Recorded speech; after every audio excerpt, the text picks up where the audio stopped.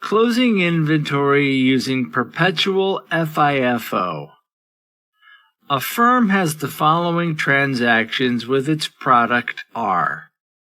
1 January 20x3, opening inventory nil. 1 February 20x3, buys 15 units at $100 per unit. 11 February 20x3, buys 19 units at $75 per unit. 1 April 20x3, sells 11 units at $150 per unit. 1 August 20x3, buys 7 units at $50 per unit. 1 December 20x3, sells 19 units at $150 per unit. The firm uses Perpetual FIFO to value its inventory. What is the inventory value at the end of the year?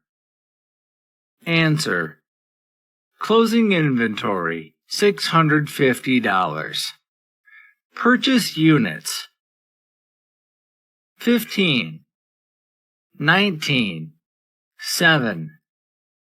Sales units: 11, 19.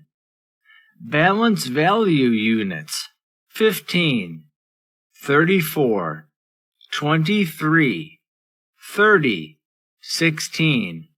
Inventory: $1,500, $1,425, $2,225, minus $1,100, 11 times 100, $1,825, $350, $2,125, minus $1,525, total $650. Unit cost: $100, $75, $50.